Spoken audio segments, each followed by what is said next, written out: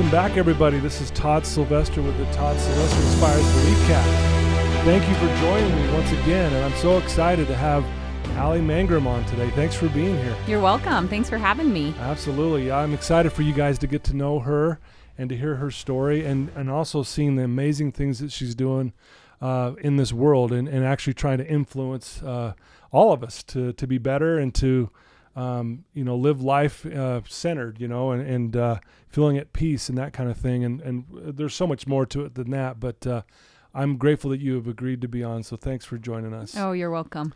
So I want to thank the sponsor, Veracity Networks. Thank you for believing in me. And then once again, you listeners, thank you for believing in me as well and sharing this and really supporting me in all this. And as you know, we've had amazing people on, and today's going to be no different. A little background on Alli. She is a doctor of physical therapy and a certified quantum touch energy healer, which I want to know more about. That sounds amazing. It's very cool. A meditation instructor and a life coach. Yes. You have an organization or a company called Living Consciously? Yes. Is that correct? Yes. Okay, and we want to hear about that as well. She grew up like many of us where there's some struggles in her life with anxiety and some other things like that, which we're going to get into. But she's doing an amazing things in her life, and but I'm going to let her tell you. I'm not going to just go read through this. So tell us a little background on yourself, like where did you grow up and that kind of thing. Yeah, I actually grew up about 10 minutes from here. I grew up in Sandy. Oh, really? Yeah, lived there my whole life. Okay. Went to school at the U, went to the University of Utah, and then when I got married, I actually bought a house that is like 5 houses down from one of the houses I grew up in. Really? So yeah, I've been in this area my whole life, Gotcha. which is really cool, because I think a lot of times when we deal with trauma in our lives, which my belief on trauma is that we all have experienced trauma. Okay. The best definition I've ever heard of trauma is anything less than love. Oh, you know, when we experience something less than love in our life, we interpret it as trauma. And then there is a healing process that moves around that. Boy, I've never heard that before, and that makes so much sense. Yeah. You know, when I first heard that, it really resonated with me. Mm-hmm. And when I first started working one-on-one with people who were struggling with all different aspects of life, whether it's anxiety, depression, addiction, self-doubt, insecurity, perfectionism, we all have something, right? I mean, none of us get to an adulthood without something. Right. And one of the things that I found is that people either clung to their story, whatever happened to them was their identity and their story and their excuse, or they beat themselves up because they didn't have a story. They didn't know why. Yeah. I don't know. I don't, I was never, the things that we think are traumatic, right? I was never abused or raped or, beaten. None of those things happened to me. So I don't really have an excuse to feel the way I feel. Okay. And people have to kind of find that reconciliation of like, okay, regardless of our life experience, we start to create beliefs. This. Oh, yeah. We start to create beliefs, and then surrounding those beliefs, that dictates the way we feel, the way we think, and the way we behave in this world. Sure. Yeah. I'm a huge fan of all that for sure. And I'm excited to hear more about how you got here because, I mean, this is obviously stuff you've had learned throughout your life and your experiences you've gone through. And so we did mention that, growing up, you had some battles with anxiety. Right. Talk a little bit about that and kind of how that shaped you a little bit. It's interesting because I think, when you look back at your childhood, when you're in your childhood, you don't really realize anything's different, right? Mm-hmm. Like whatever you're experiencing is just what is. You're right. You don't know that there's something off. And I think we all kind of have that. Mm-hmm. And I remember the first time that I realized, so I grew up with an alcoholic father.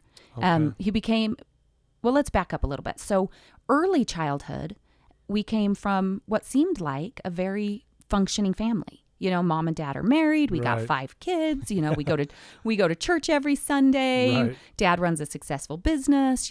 Things seem like they're okay. But there's always those things under the surface. Yeah. And one thing that I've learned in life is even as adults, when we think that we're able to kind of hide things from our children, there's an energetic transfer that's taking place. and kids are picking up on the things that are quote unquote Right. dysfunctional in the home. Sure. Right. Yeah. And, as I get older and things start unfolding, you start to recognize, oh, wow, there was a lot of stuff going on. Yeah. My parents finally divorced when I was probably about 10 or 11 because of a lot of infidelity, a lot of drug abuse, a lot of things that were just really not okay inside the home. Right. And my eyes didn't open it until I got older. I remember being probably a senior in high school, and one of my guy friends just kind of nonchalantly said something about my dad being an alcoholic. And I was almost like completely shocked. Kind of shocked about it, yeah. And I was driving home thinking to myself, oh my gosh, my dad's an alcoholic. Right. Like, Yeah. how have I never... Like, how is this not registered? Like, of course, he's in his room all the time drinking himself to comatose. So you hear this shock and but you put it together like, man, I can see, yeah, he is. Right. And it's funny how I think a lot of people, as I've gotten older and talked with people, I've seen their stories unfold. And a lot of times we don't realize until adulthood, oh, wow, that was abusive. Or, oh, wow, I was raised in this dysfunctional setting. Right. I didn't realize it. Yeah. And so I had carried anxiety. I always tell people I feel like I was born with anxiety. I don't remember when it came on. Right. I felt like it was just always this little Just friend always I there. carried. It was just this little friend I carried with me. Sure. And it wasn't until I had a few experiences where I felt peace that I realized this huge difference. Right. Because I knew nothing but that pit in your stomach. Yeah. And when that lifted for me for the first time, I thought, what is this? Yeah. I got to find a way to feel this way more often than I'm feeling this.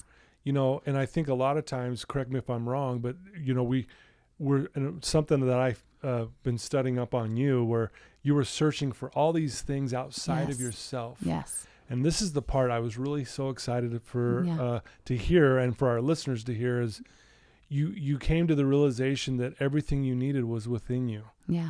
Yeah. And so I know I might be jumping ahead here just a little bit, but talk about that transition and how you kept searching outside of yourself at first and then led to what you know now. Right. I think, it's interesting when you kind of look back on your journey and you realize it's not like one moment, but it's multiple little moments stacking together. Mm-hmm. Right.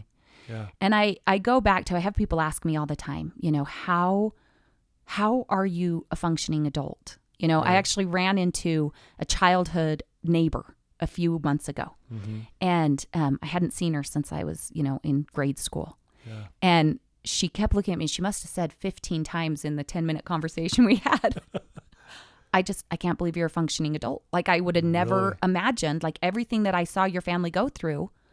I just can't believe that you're just normal and living a functioning life, right. Wow. And I remember thinking back after I left that, like, okay, how did I get here? And it was a lot of little moments adding up. Sure. But so my father actually ended up dying of a heroin overdose.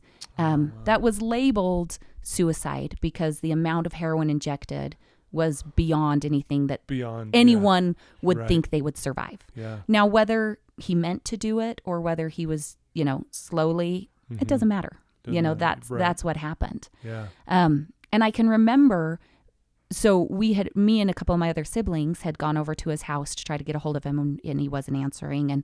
And so we called the police, and they came and told us that he was dead. And I was 18 at the time, and we couldn't get a hold of any other adult. Really? And so they couldn't leave. They couldn't take my dad out of the home, and they couldn't lock up the home without an adult present. And so my other siblings left, and I sat on the porch alone, waiting for this to happen. Mm. And I remember sitting there and thinking to myself, it's interesting, but a lot of times I have these experiences where I'll hear a song repeating in my head. Yeah. And I remember hearing Tracy Chapman, Fast Car. Uh-huh. And it said, you've got a fast car. You got to make a decision. You leave tonight or you live and die this way. And I thought to myself, I got to make a decision. Mm. Nobody else. Yeah. I leave tonight this life that is, drugs and chaos and depression and suicide and hiding in your bedroom all day long and, you know, these terrible things. I leave this tonight or I live and die this way. Wow. And at the time I thought, okay, I got to prove, right? I got to prove to myself and I got to prove to the world that this is not me, that I am not this life. And so I'm going to have to do everything in my power to prove that. And I'm going to have to do it every second of every day, you know? Yeah. And so I went from, you know, I graduated high school by the skin of my teeth. Like, I think they just gave me a diploma to get rid of me. Yeah. Get her out of here. You know, it'll be easier. We don't want to deal with her. We can't deal with this girl any longer. If we give her a diploma, she'll be someone else's problem, right? And so, you know, nobody thinks I'm going to go to college or I'm going to do anything with myself. Right. But at the time I think, okay, like what makes a person successful? I don't know. I don't even know. But here's what I'm going to guess. I think education, you know, I think working hard. Yeah. So I said to myself, okay, I'm going to become as educated as I can. I'm going to work on physical, mental, emotional, and spiritual every day. Right. Every day of my life, I'm going to work on that. You know, and so I had to test into the Salt Lake Community College because I never took the SATs or any kind of entrance exam. I, you know, probably graduated with below maybe a 1.0, you know, and so I have to test in to be able to even get into a community college, you know, but I just started working my way through and doing what I thought was going to give me that feeling of I got out of there, right? I left that world behind. Right. But what I didn't realize is that you can walk away, you can leave physically a place, but if you don't heal emotionally, you carry it with you. You just carry, it doesn't matter. You know, it's funny because my dad was an amazing man. You know, he was an addict for sure, but that was one part of him. Right. And he had this amazing ability to see things in perspective. And he used to always say to me, wherever you go, there you are. And I didn't understand what he meant, you know, until I got a lot older in life. And I realized, you know, because here I thought, okay, I'm going to get the highest level of education I can, right? So that's why I went after a doctorate degree. Because if I can get a doctorate degree and you can call me Dr. Alli, then I've arrived, right? Then I'm good. Then people will know I'm worth something and I've escaped this, right? But I didn't realize, oh, wow, here I am. I've graduated. I have all the things on paper they say you're supposed to have to be happy and at peace and successful, right? Exactly. I'm married. I've got some kids. We've got a home. We've got cars. I've got a degree. I've got a career. Why don't I feel any different? Yeah. You know? Right. I went all these places and I ended up, there I was. Wow. You know? In the way you explained that right now, it even helped me understand it a little bit more. Because I've heard that before. Wherever you are, wherever you go, that's where you are, you know? And that was a really very well said, how you put that together. Yeah. Yeah. Man. You know, and so at that point I was, you know, it was right after I finished up my doctorate degree. I had 2 little kids because, like I said, I was going to attack life, right? So I didn't just go to grad school. I went to grad school. I was teaching, 15 aerobics classes a week, high intense, kickboxing, step, weightlifting, let's go as hard as you can, just push your body to the core every second.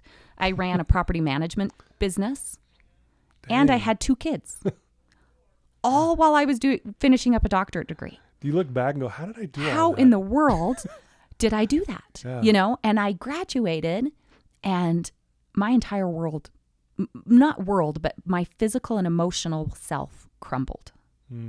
I became very sick. Nobody really knew why I was sick or what it was. You know, I went to many different doctors and they diagnosed me with different things like fibromyalgia or, you know, the things that they're just we don't really know. Maybe this is it, you know? And emotionally, my anxiety got to the highest point it had ever been. So here I had done all the things I thought I was supposed to do to prove to myself I'd escaped where I came from. Yeah. And I felt the worst I'd ever felt physically and emotionally. Yeah, it's what the heck? What did I do? Yeah. Where did I go wrong? Yeah. You know, I thought these things were going to quote unquote cure me. You know? And I think a lot of us, probably most of us, get caught up in that. Right. Right? Right. We look to things outside of ourselves. Yeah.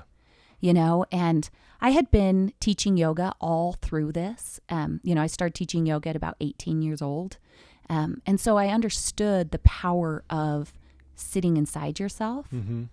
I just hadn't been willing to go deep enough, And you started at, did you say 18? 18. Wow. So at at 18, you made a lot of big decisions. At 18, I made a lot of big decisions. Yeah. I mean, my dad died I turned 18 on June 16th and my dad died August 7th. Okay. And I remember going to a yoga class a few weeks after he died. And I'm sitting in the yoga class and I've never done yoga before. I don't know what this is about. And, somewhere between down dog and pigeon and I don't know, I don't know what's happening. We're in a warrior or two. And the next thing I know, I just have tears streaming down my face. And I'm feeling, I'm feeling all these feelings I've been trying to numb for a long time. Yeah. I'm feeling all the grief and the pain and the sorrow. And I just remember laying in Shavasana and just sobbing, and I left that class and I thought, there's something to this. There's something about moving your body, clearing your mind that helps you process your emotions. What is that? Like, I want to know what that is, right? Yeah. And I kind of went through a series of random events that we pieced together and you go, oh, wow, those weren't so random, were they? They were guiding me exactly where I needed to be, Yeah. And I thought I was going to be a psychiatrist. It's like, I'm going to be a counselor. This is great. Like, I'm going to learn how to help people heal their emotions. I'm going to kind of figure these things out. And I was all set up. I have a bachelor's degree in psychology. I was going to apply. I was trying to decide between, what program. And I had a brother who fell into a hot pot in Yellowstone National Park and was really severely burned and had to go through a lot of rehab. And it was really hard and really traumatizing, and I remember working with him and kind of being there as the physical therapist was working with him. And I'd kind of be there talking to him and trying to, do what I could to help him. And one day the therapist looked at me and she said, you should be a physical therapist. And it was like, click, like that was it. The very next day I switched and it was like, I just knew, no, I'm not supposed to go on further to be a counselor. I'm supposed to learn everything I can about the physical body. Because this physical body is very important in our healing process. Yeah. And I need to understand what's happening physically. Right. So immediately, I think I had 1 quarter left for my undergrad. I took all the prerequisites for the PT program and applied the next semester and made it in, which was pretty spectacular. Yeah. Well, man, you're a go-getter, aren't you? Like, you set your mind to something, man, you're all in. Well, and it's interesting, which is good. But, as we start talking about, belief systems, that's what's one thing that really caught my eye with your website and what you do is talking about how important our beliefs are and this concept of limiting beliefs, right? Yeah. And in the workshop that I teach, I talk to people a lot about the difference between limiting beliefs and expanding beliefs. And and recognizing that every belief you have, every single belief you have is a choice.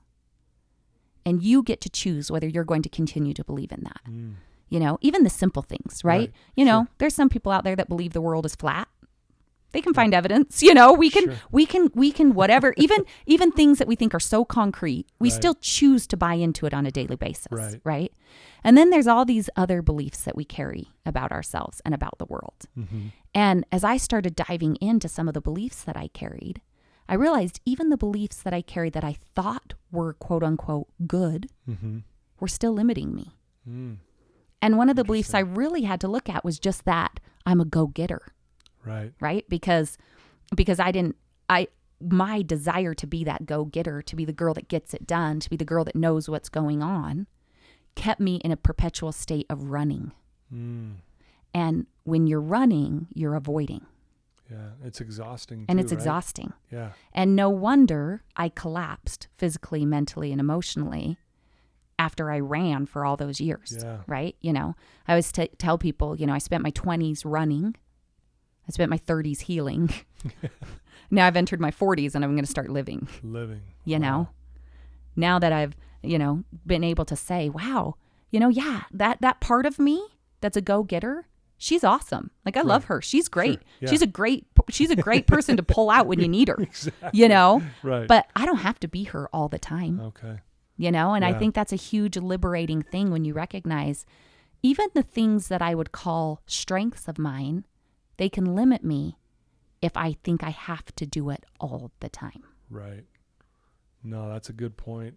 You know, so you go through this process and you're learning as you go, obviously, and experiences teaching you as you do this. Talk about, I mean, it's one thing to say, you know, we're talking about all these outside things and you thought that's what was going to make you feel better. Right. But you realize that wasn't doing it. No. And you hear this a lot. You're like, hey, it's all within us. Right. Can we talk about that? Because I'd love to hear your thoughts and philosophy on what does that mean? Right. You know, let our listeners know what that means. Why is it within us? And what does that even look like? So one of my favorite quotes is by Rumi. And he says, I love Rumi. Yeah. And he says, your job is not to seek love. Now I've added in there, your job is not to seek anything. Love, peace, serenity, knowledge, support, whatever it is you think you're after. Your job is not to seek it. Rather, your job is to let down the barriers you have built against it. Wow. Now, in my workshop, I tell people, when you finally grasp the magnitude of that quote, you will understand what it means to live consciously. Because everything we need already exists within us, already exists around us.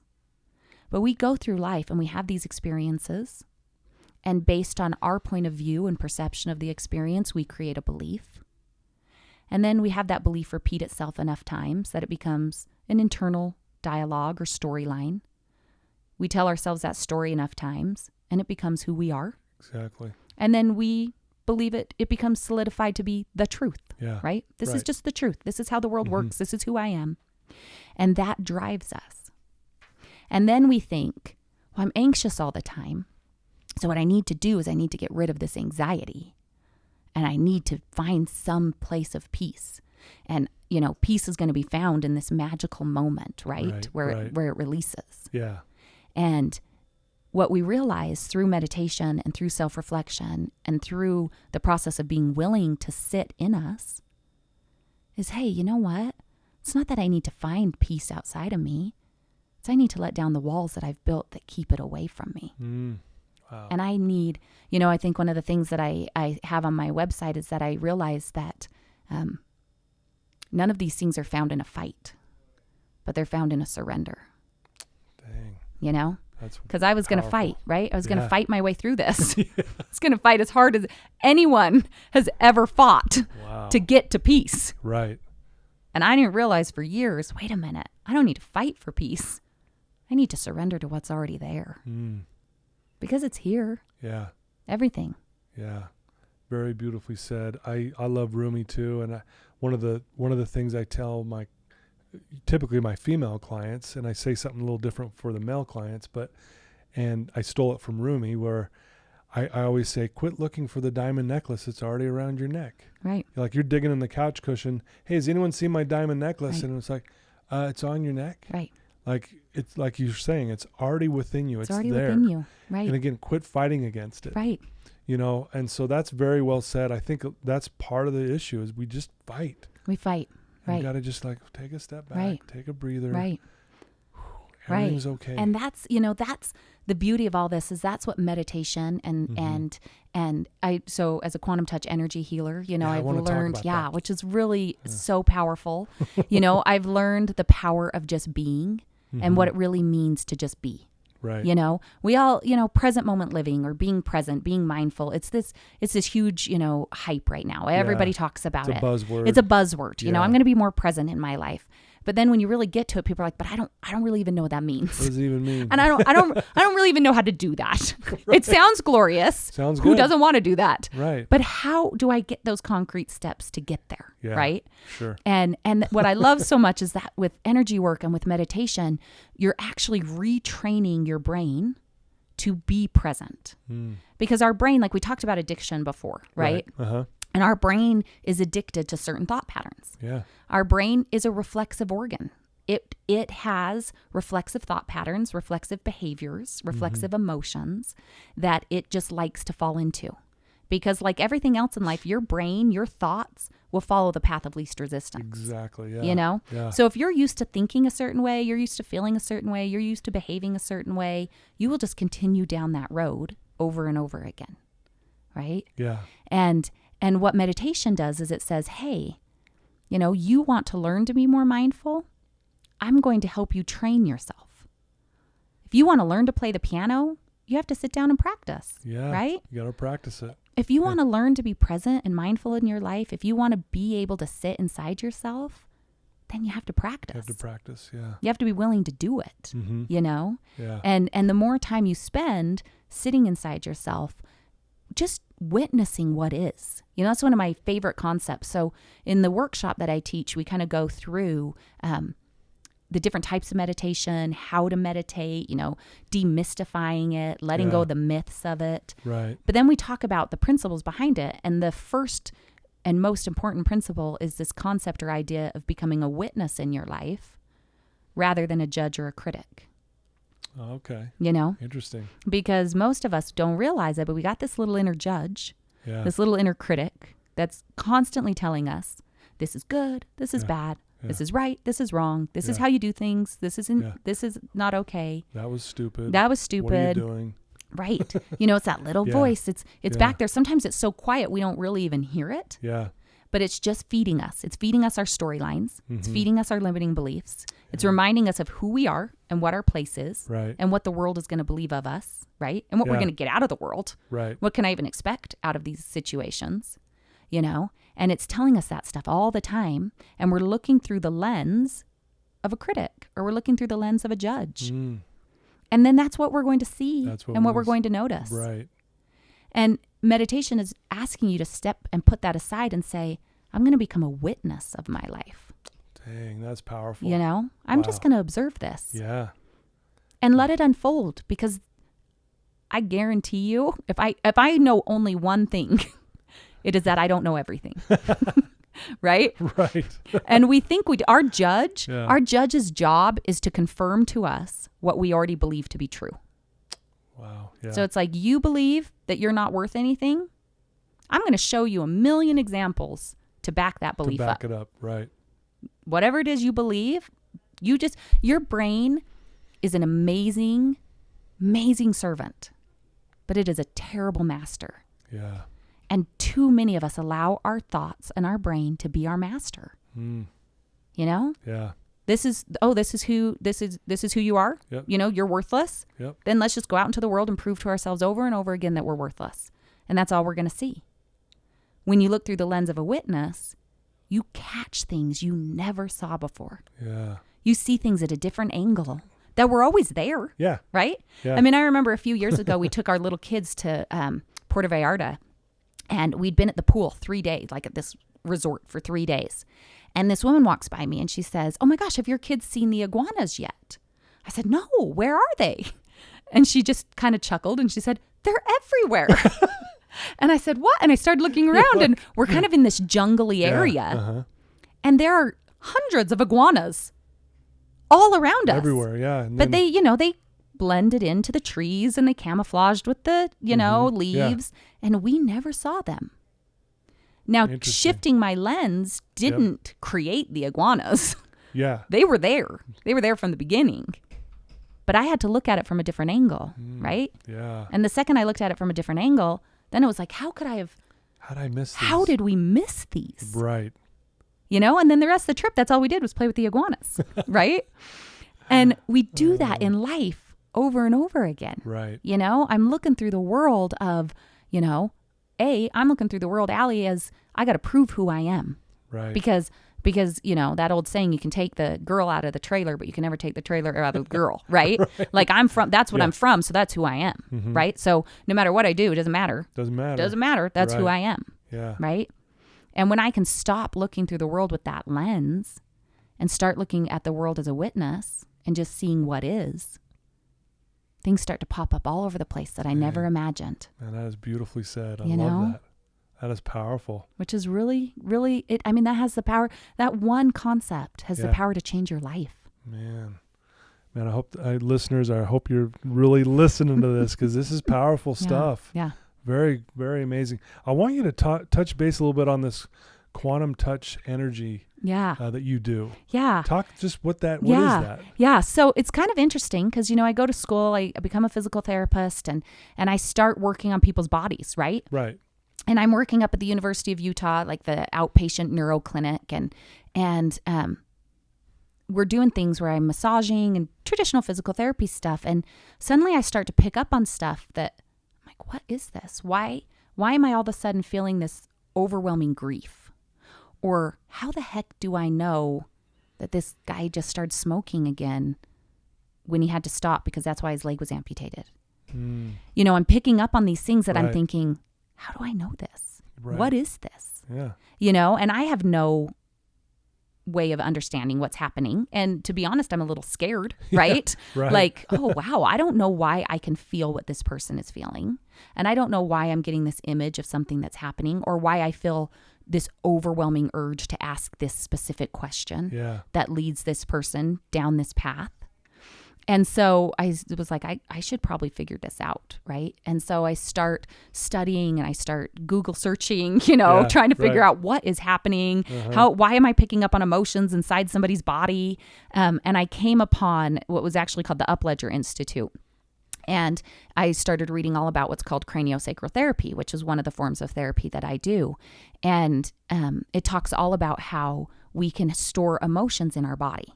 How our body stores our emotions, that our body actually is like a memory bank of our experiences.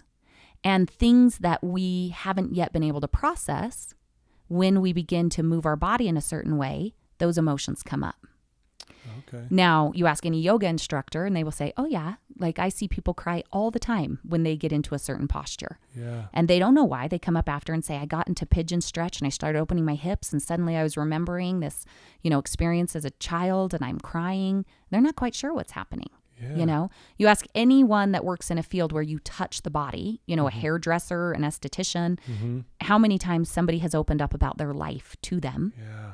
And they will say, yeah, like every time, like I know my hairdresser's like, I know the life story of every client I have. Everybody that comes through, right? Yeah. And I'm like, oh my gosh, this is why, because our bodies are like these little recording mechanisms of all the stuff that we haven't yet processed, that, we stick down in that non-conscious self, and I use the term non-conscious purposely over unconscious, but we stick down in that part of us that we don't know, right? Yeah. And then when we start to move our body, we have access to new information.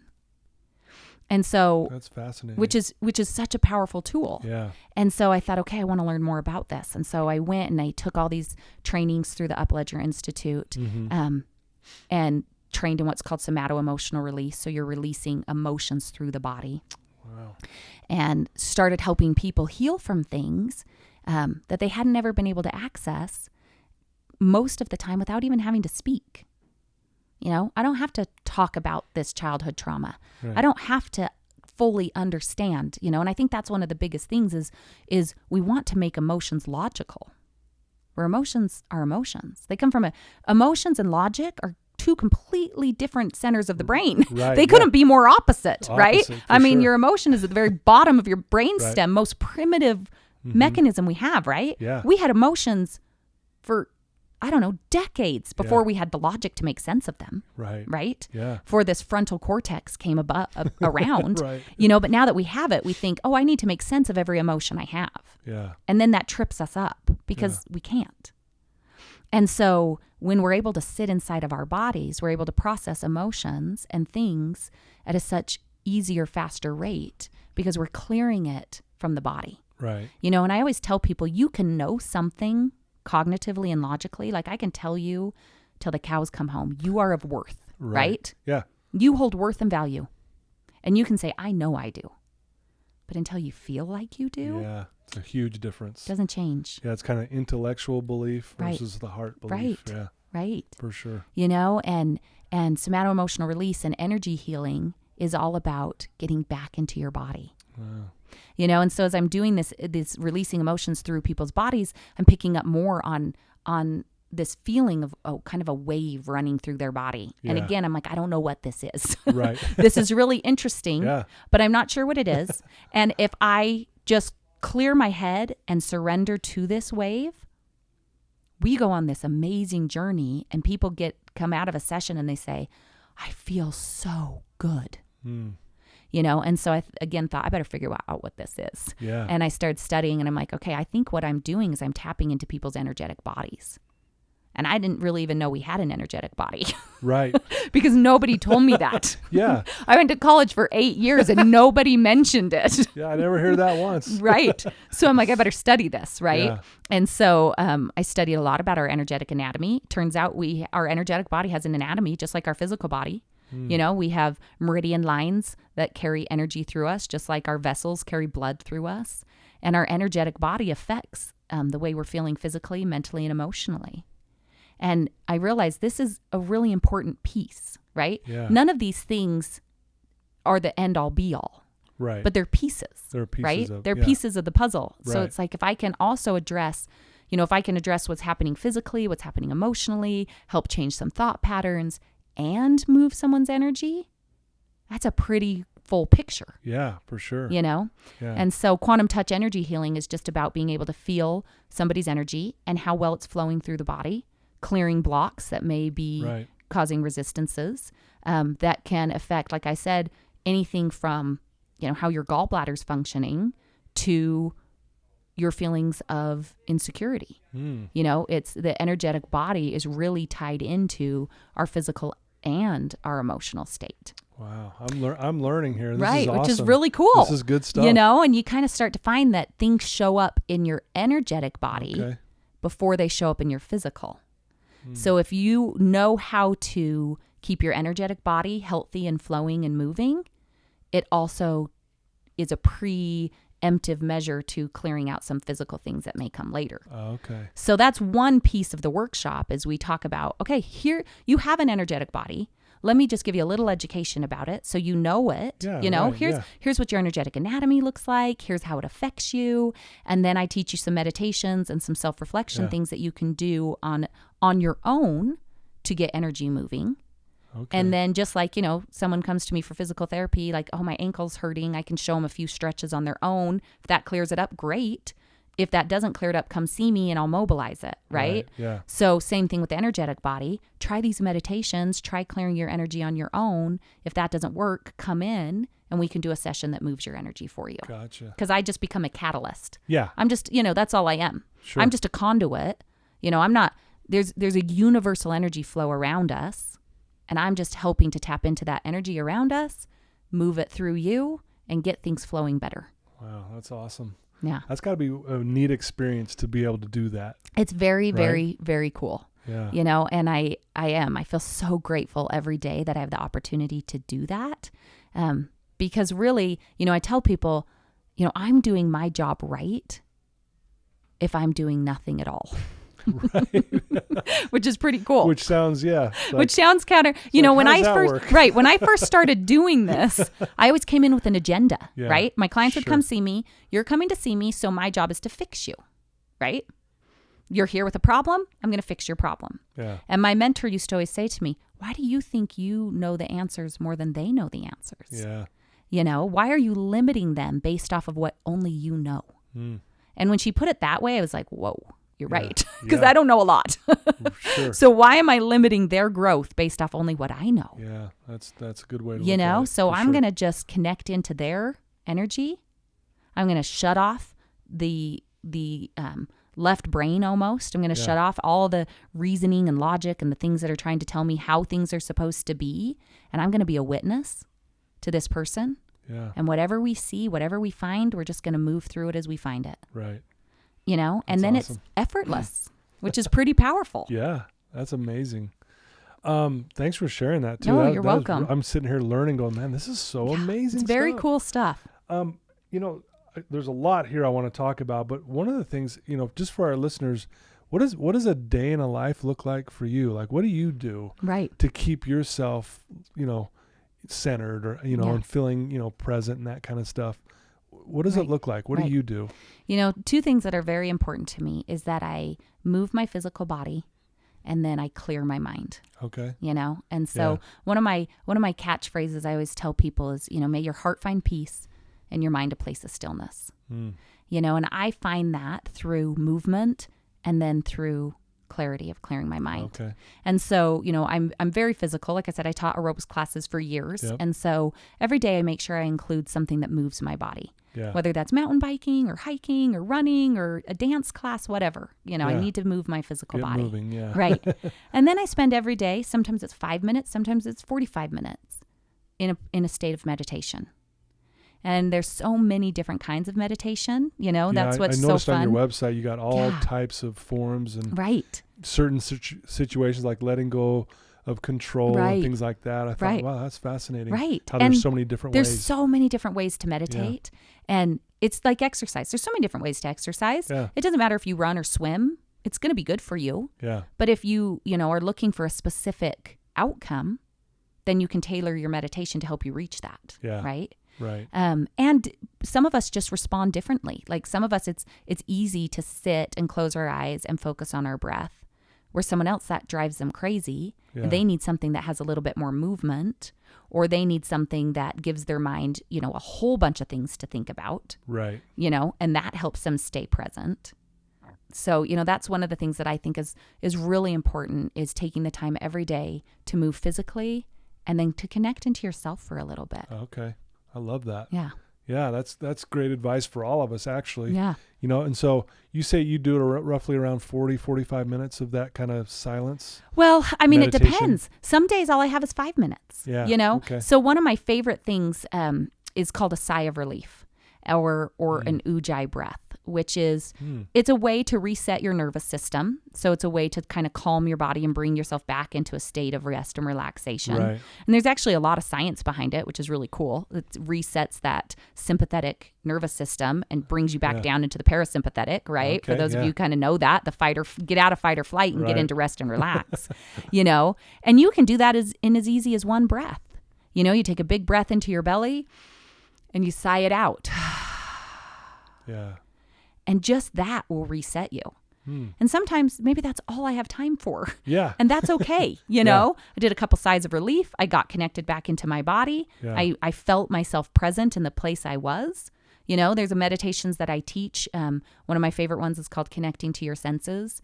And it talks about opening your awareness to all your senses in whatever you're doing. Yeah. So you're at home doing the dishes and you're aware of the sound of the water running. You're aware of the soap on your hands. You're aware of the plates that you're seeing. You're aware of the smells. You're aware of, you're giving your mind so many things to think about, but everything it's thinking about is happening right now. Wow. That's a meditation. Sure. Yeah. So you can do a meditation anywhere all day long, right? Yeah. And so some days that's all I have time for. Yeah. And that's enough. Yeah. And other days maybe I sit down and I just witness my breath. Yeah. I just let it come in and let it go out. And that's it. That's awesome. And then sometimes I'm like, I got more time. I'm going to lay down. I'm going to do a 45-minute guided meditation where I try to gain some insight or awareness to myself. Yeah. Yeah. But every day taking time to say, I'm going to do something for me. Yeah. And there's been times where, a couple of years ago, I did a week-long vow of silence. So I sat in silence for a week. Really? Which was really cool. Was that difficult at first? I mean, when I hear that, I'm like, oh, that would be hard. Right. And it, I thought about doing it for a long time, and I was always very intimidated by it. Yeah. Because one thing that I recognized early when I started this journey of like just trying to figure me out, one thing I recognized early was that my mind was not very nice to me. My thoughts were not very nice to me. And my thoughts yelled at me a lot. It was really interesting. Like the voice inside my head was really loud and it was always yelling at me and it was always telling me what I was doing wrong. So I liked to be very busy and distracted because then I didn't have to hear her, right? Right. And I spent a lot of time trying to figure her out. Yeah. And I started reading about people that did vows of silence, and I thought that sounds fascinating, but I was a little afraid to sit inside myself that long. But I finally... Does that mean like no music, I didn't. How does that look like? So Sorry. Oh, that's good. Yeah. So what I did was I didn't speak. I didn't get on my phone. I turned my phone off. So I had no social media, no internet, no texting. no communication. But I'm a mom of 3 boys. Yeah. And I'm a wife. And I have some responsibilities in life. Like, and why isn't mom talking to us? I don't know. Right. Right. And I thought, if I'm going to do this, I can't. Like, I would love to go sit in an ashram in India for a couple months. That sounds awesome. Right, But yeah. I don't have the ability to do that. So how can I take myself to the next level spiritually and emotionally and continue to live my life? Yeah, You know? right. So I thought, there's got to be a way. One of the things I teach in my workshop is that there's infinite possibilities. Every time you walk up into a wall and you think, well, I can't do this because, Right. you're limiting yourself. Stop for a minute, witness it. A door will open, you know? Yeah. And so I thought there's a way. And so so I just set it all up, you know? I organized carpools and I told everyone beforehand what I was doing, and I sent out texts to the people that needed to know, look, I'm doing a vow of silence for the week. And I sat all my kids down and I explained to them what I was doing and why I was doing it. And it ended up being such an amazing experience, not just for me, but for my whole family. Oh, okay. Because I Yeah. think, you know, my kids started to recognize, like, it became more mindful of what they decided to say to me. Yeah. Because they knew there wasn't just going to be this automatic response, right? Right. So they had to really think about Yeah. it. Is this worth saying to mom to get, you know, to see how she's going to Sure, respond? You know, I can't just run up and complain that my brother hit me because mom's not going to say anything to discipline him, you know? So they started working things out themselves. And they started Interesting. being more mindful Yeah. of the things they chose to say. You know, and even my husband said, I started watching myself being so much more mindful of what came out of my mouth because I was more aware of the fact that I needed to just communicate exactly what you needed to hear. Right. That's Because you weren't interesting. going to respond back to me. Yeah. That's You know? fascinating. And it was really cool. I mean, I actually found that, and I was really pleasantly surprised that inside me was very peaceful and very calm. Hmm. You know? Wow, that sounds actually pretty amazing. It was, I mean, you know, we could do a whole other hour We could. podcast on vows of silence I and the know. things I learned. I know. I would- Because it yeah. is pretty cool. I'm in the process of creating an advanced workshop. Okay. And in that we will do, one of the things that they'll do is a vow of silence. Very cool. Yeah. Well, you know, speaking of workshop, you know, you have you're the presenter of a Living Consciously meditation workshop. Yes. Talk a little bit about that and a little bit about, you know, like your website that you have Yes. and kind of what you do. Yeah. So the website is Meditate with Alli. And Okay. that's also my handle name for Instagram and Facebook. Nice. And the workshop is a 2-day event Okay. where we go over all these things that I've been talking about. So we talk about what it means to live consciously. Mm-hmm. We go over what the guiding principles are that I've decided to live my life by. Yeah. You know, they don't mean they're the only things you can do or the right way or the only way. Just means that when I choose to follow these principles, I find peace. Yeah. You know? Oh, I love that. And I haven't ran into a problem yet that I can't solve with one of those principles, Mm-hmm. that I can't go back on and go, oh, okay, if I just open up to infinite possibilities, if I just let go of assumptions, if I just, you know, let go of predictions or whatever one, then I find my way back to peace, Yeah. you know? And then we talk about what meditation is, what meditation isn't, and how to meditate. And then we go through these principles, you know, witnessing, Yeah. how to be present in your life, That's awesome. what it means to hold space for another person, Mm. which, you know, we could do a whole hour on nother holding hour. space, you Right, know, yeah. very powerful concept, you Sure. know. Then we talk about how to understand your energy, how to understand your behavior, Yeah. and then how to create self-love and compassion, how to Yeah. set healthy boundaries. And we finish it up with visualization because wow. once we've learned how our mind works, how to access our non-conscious self, what the true power of the neuroplasticity of our brain and how much we can rewire the way we're thinking, feeling, and behaving, and that we have more control than we could have ever imagined Yeah. on how we think, feel, and behave, and we have absolutely no control over everything else. Right. Yeah. You know, and if we can let go of trying to control everything else and only worry about our own thoughts, feelings, and emotions, Yeah. we change the way our brain works. And when we change the way our brain works, we change the reality we live in. Dang. So those workshops sound It's pretty powerful. amazing. It is Yeah. a pretty powerful experience. Wow. Yeah. That's an awesome. Yeah. Yeah. So right now with the pandemic going on, Uh-huh. I haven't been able to offer live workshops. Right. But I'm hoping that I'll be able to get one going in June. Hopefully soon. Yep. Yeah. So if they go to my website, Meditate with Alli, you'll be able to see when that update comes up. And then shortly, you should be able to purchase the workshop also online. Oh, okay. So it's been recorded and Very you can cool. watch the workshop Kind of online. watch through Mm-hmm. it. So, and we'll talk a little bit more about that in just a second. I want to, if there's someone out there that's listening to you right now and they're struggling and they're just having a hard time, what advice could you give them right now that, and I know you've shared some amazing principles and some amazing things already, but Right. is there anything that, if you could speak to one person right now who's having a rough time, what would you say? I would say, I think one of the most important things is being able to sit inside yourself without judgment. Mm. However you choose to do that, whether you like to run, and when you're running, I just want you to witness your thoughts. Yeah. I just want you to watch what you're doing. Whether you're a knitter and you can sit there and knit, or you're okay, you want to try meditation and you want to close your eyes and just watch your breath come in and out of your body. But start spending time with yourself. Yeah. Sit inside you without judgment. Mm. When you notice the judgment coming up, because it's going to come. Right. It's going to come for every single one of us. I've been meditating for years and I still judge my breath and myself. Yeah. When you notice the judgment, you just notice, oh, I'm judging. Right. And come back to witnessing. Yeah. One of my favorite meditations is called Anapana breathing. And all it is watching your breath come in and out of your body. Mm. You don't try to change it. You don't try to alter it. You're not supposed to breathe a certain way. It's not right or wrong. You're just watching your breath. And they say, if you can master Anapana breathing, you will have mastered life. Really?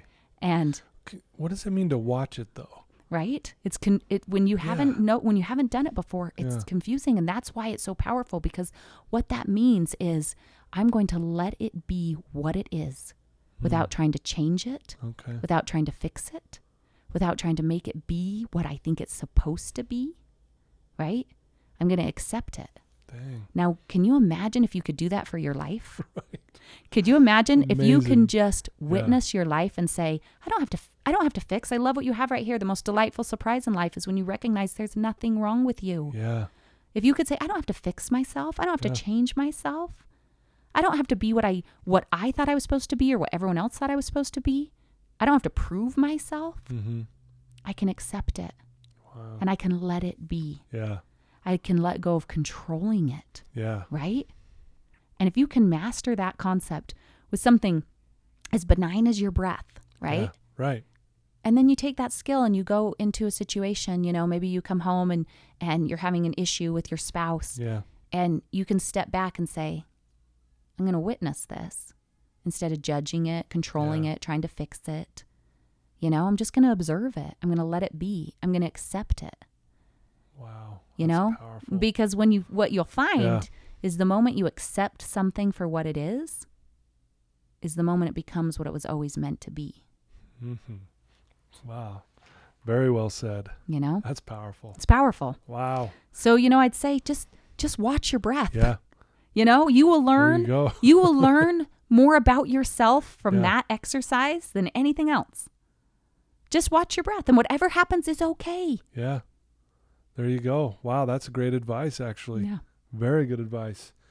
Well, we could spend another hour easily on here. Yes, I would. I always find I have so much more to say, but I'm so grateful that you had me on here. No, I can't thank you enough. And, you're passionate about what you do is you can feel it, and you can't fake that.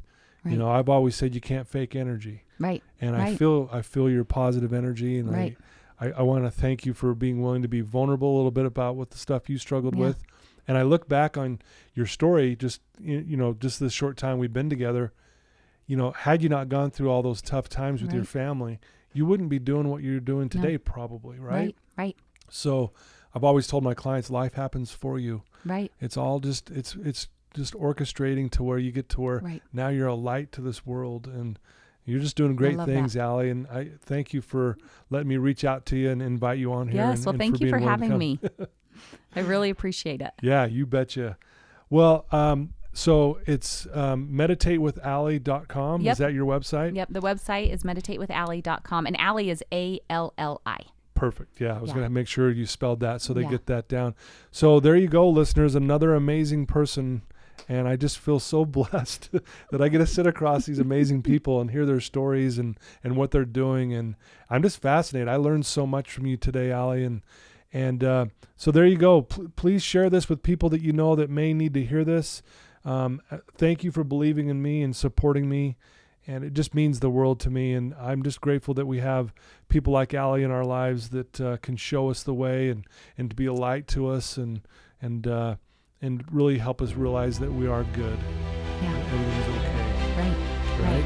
Okay. Thanks. And until next time.